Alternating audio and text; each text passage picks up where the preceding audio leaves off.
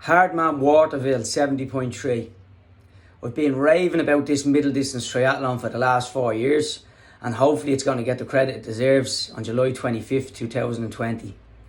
It's a 1.9k swim in the Atlantic Ocean, a 94k bike along the Wild Atlantic Way, finishing off with a 21k run in the amazing little town of Waterville.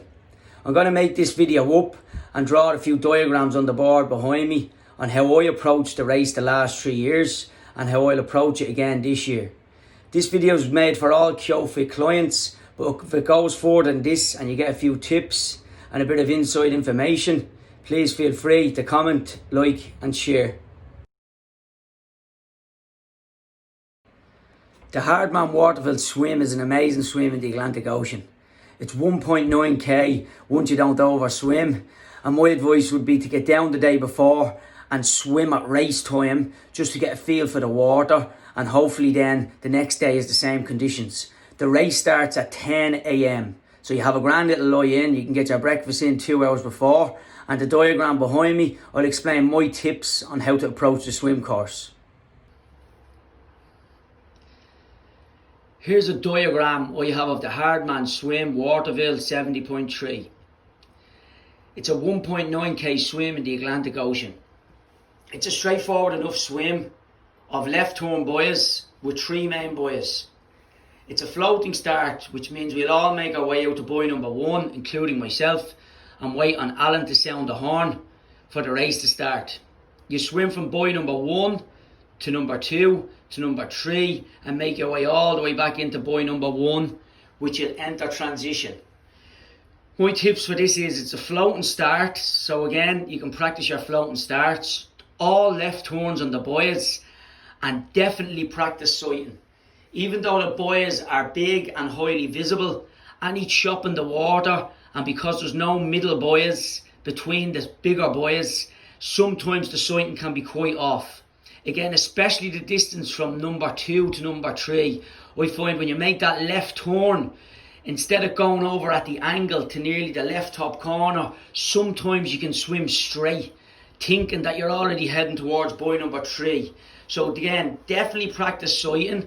My tip on this would be when you go around buoy number 2, really nearly stop and gauge where number 3 is and make your way towards number 3. As you're swimming out into the middle of the ocean, it's so easy to get lost on that turn again, and you'll end up too far out right and have to make your way into number 3, where it could add extra distance onto your swim. Once you turn at buoy number 3, you're seeing the shore, you're seeing transition, you're seeing the tents, you're seeing the cars, the bikes, so you're straightforward enough making your way on the home straight to buoy number 1, and then after buoy number 1 you're obviously on your swim exit down to transition. So I definitely practice floating starts, left turns at your buoys, and bring extra sighting into your training from now to July 25th. The Hardman bike course is what makes this race an amazing race. In one of the most beautiful parts of Ireland, with some amazing climbs and amazing views, it's a real sense of achievement when you have this 94k in the bag. Whether it was a PB or just about completion, it's a tough but rewarding cycle. The Hardman Waterville bike course. It's a 94k cycle with 1,300 metres elevation. I have it broke down into 3 sections. Again, if you break things down into sections, it becomes more mentally achievable rather than looking at the overall picture. That works for everything, especially in endurance. So section 1, after coming out of swim and transition 1, you have an 8 or 9k gradual incline. Again, you're happy to be out of water, you're happy to be on the bike. It's important not to go too hard in this section. You know it's a hilly course, so this won't feel like one of the hills you were expecting, but it's still important just to spin the legs out, gradually find your numbers, knowing that there's going to be harder road ahead. Section 2, in the diagram I have, there's 4 hills. As you can see, the 3rd hill is a total elevation of 334 metres, which is a serious climb to be climbing all at once. It's very hard to find hills like that to train on, but just go to your own hills and do hill repeats. On the last one where you feel like your session has been completed, do another 2 or 3 after this to get the same burn in the legs and the same mental fight that you will need for these hills.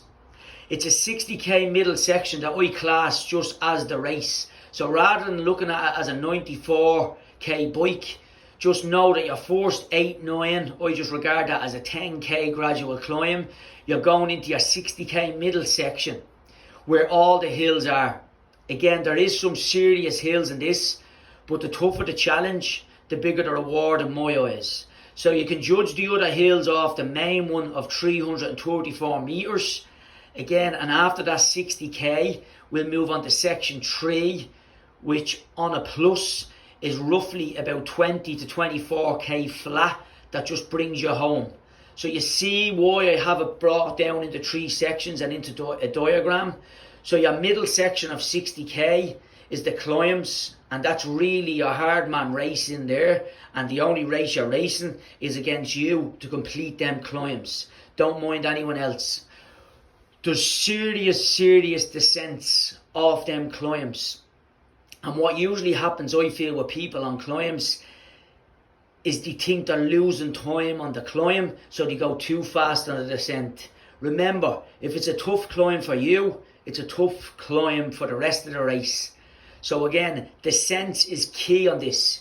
You'll never fall off a bike going up a hill. You'll just put your foot down, but you'll certainly fall off a bike going down a hill.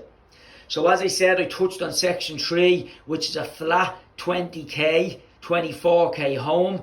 After the 60k, when you get to about 69, 70k, then you'll know you're on the flat. You'll see a little Waterville sign at a left turn over a bridge, and there you are. When you see that sign, you're laughing. You're 20k home.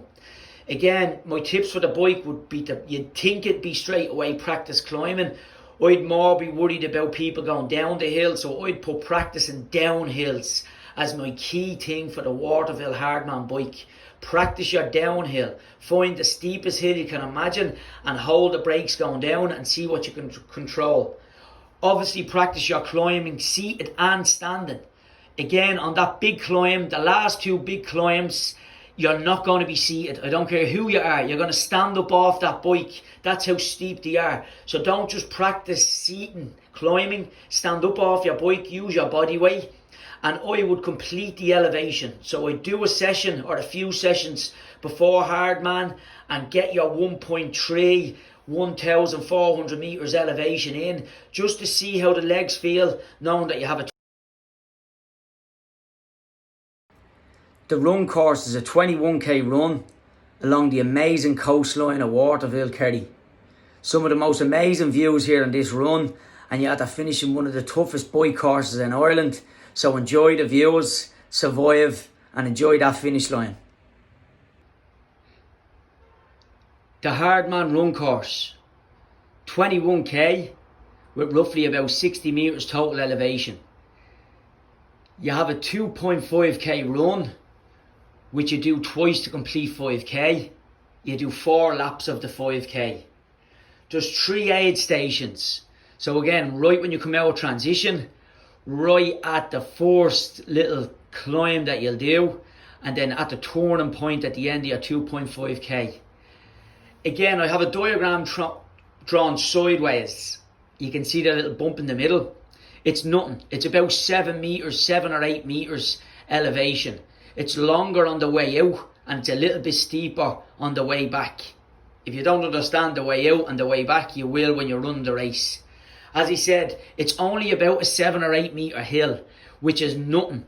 But on the day after a hilly bike, it can take the legs out of you, just to be prepared. On the way out, as I said, it's more of a gradual climb, and then it's steeper on the way down. But then you obviously turn back on yourself, and then you have to go up the steep side, and then that's taking you back down to transition. It's 5k that you do 4 times. There's nothing really different to this run than most middle distance runs. Again, as I said, my tips will be just to be running off the bike in your training, doing your brick sessions. Try and include little hills on the brick session. So don't just leave the house and always run flat.